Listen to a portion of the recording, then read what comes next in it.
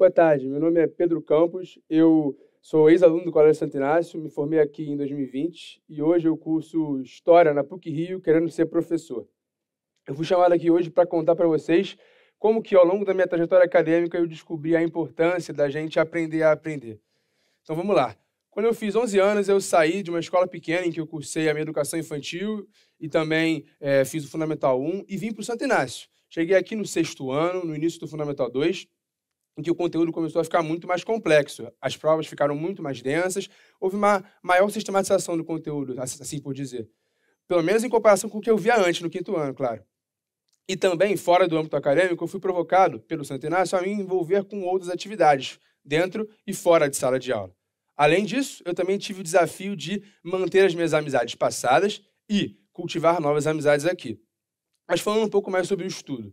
Eu não tinha o costume de estudar com tanto afinco assim para as coisas que eu não gostava, especialmente a matemática, que eu acho que é o terror de muita gente. Eu gostava muito mais de história, muito mais de geografia, como vocês podem imaginar pelo que eu faço hoje. Então eu continuei uma vida de pouco esforço, pouco interesse e consegui levar, porque eu sempre fui um bom aluno, consegui levar o Fundamental 2 com tranquilidade, pelo menos até o 8º ano. E é aí que vem o meu ponto. No 9º ano é o momento que eu marco como o início do meu aprendizado, do como eu aprendi a estudar sozinho. Por quê? Novamente, houve um aumento da cobrança, já pensando no início do ensino médio, dos vestibulares, etc.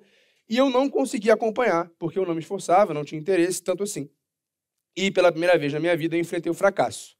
Ao final do primeiro trimestre eu fiquei de recuperação, logo ela, a matemática. E eu tive que estudar, tive que esforçar, coisa que eu não fazia antes, como eu falei para vocês, direito. E eu tive um estalo. Eu percebi que se eu continuasse naquele caminho, eu não teria sucesso e não conseguiria conquistar tudo que eu tinha para conquistar na minha vida. Eu comecei a reunir todos os materiais que eu tinha possíveis, apostilas, livros, cadernos, e pratiquei ao máximo, com a ajuda dos meus pais, para que eu tivesse sucesso.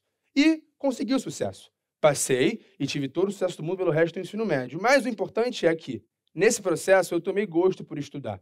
Porque, e eu espero que vocês se identifiquem com isso, quando eu percebi que eu estava aprendendo aquilo que eu tinha me proposto a entender, eu senti uma sensação de recompensa.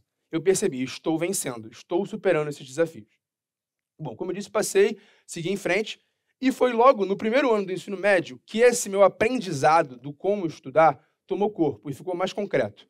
Preocupado em não ficar de recuperação de novo, ninguém gosta, eu comecei a estudar com cada vez mais afinco e desenvolvi o meu próprio método de estudo. O que eu quero dizer com isso? No meu caso, eu reunia todas as minhas anotações que eu tinha feito nos meus cadernos, pegava a parte do livro que eu tinha iluminado e colocava todas elas em apresentações de PowerPoint. Depois disso, obviamente de forma sintética, eu reunia também imagens, mapas, gráficos, tudo que pudesse me auxiliar a visualizar melhor aquilo que eu tinha escrito. Além disso, eu também comecei a compartilhar esses resumos com meus colegas. Alguns deles achavam incrível e tinham completa certeza de que eu tinha escrito ali era certo. Outros até duvidavam, mas queriam o material porque, convenhamos, aprender e estudar para uma prova com o material já pronto é muito mais fácil. Só que os benefícios que esse método de estudo próprio me trouxe não pararam por aí. Eu também consegui organizar muito melhor o meu tempo. Consegui lidar melhor com as minhas obrigações, então, com certeza, agradeço meus pais, né? E aí eu comecei também a estudar mais, reuni todas essas anotações de novo, todos os anos, e passei pelo ensino médio com tranquilidade.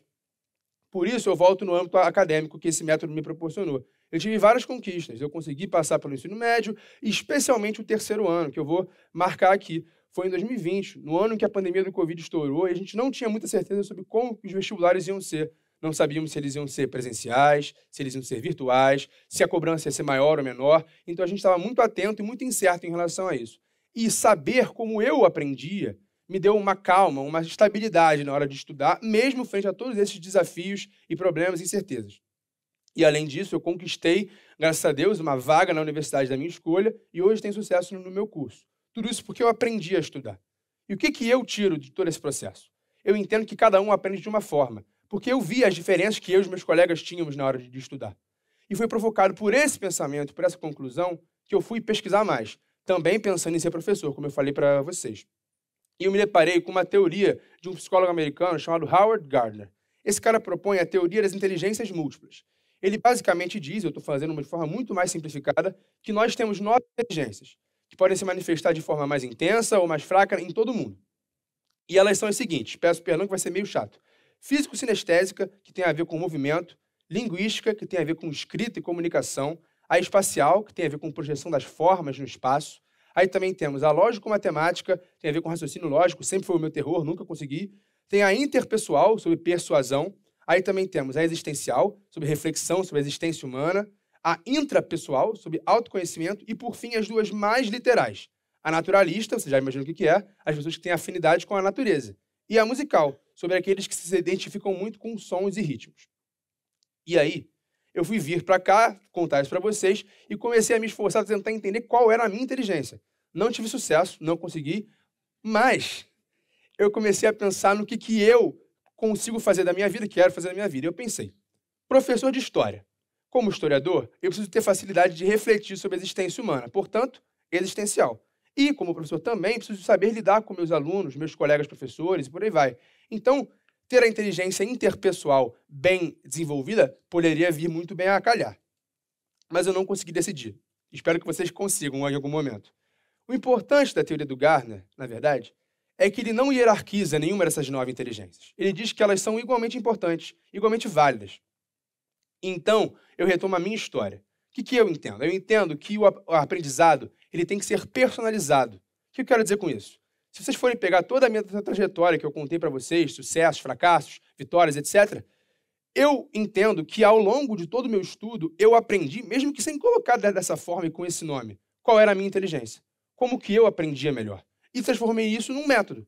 Eu quase que peguei como se fosse um tradutor. Eu pegava as falas dos meus professores, na linguagem deles, e trazia para a minha, sem tirar nem pôr, sem nenhuma diminuição de conteúdo e de complexidade. E eu desenvolvi o meu próprio método de estudo a partir dessa conclusão, mesmo que inconsciente. E é isso que, na verdade, todo mundo deveria tentar fazer. Porque estudar, e é essa a mensagem que eu quero que fique para vocês hoje, depois da minha apresentação, estudar não precisa ser algo custoso, nem entediante, e muito menos que tire o seu sono ou dos seus pais. Ele pode ser algo muito tranquilo e prazeroso. Muito obrigado.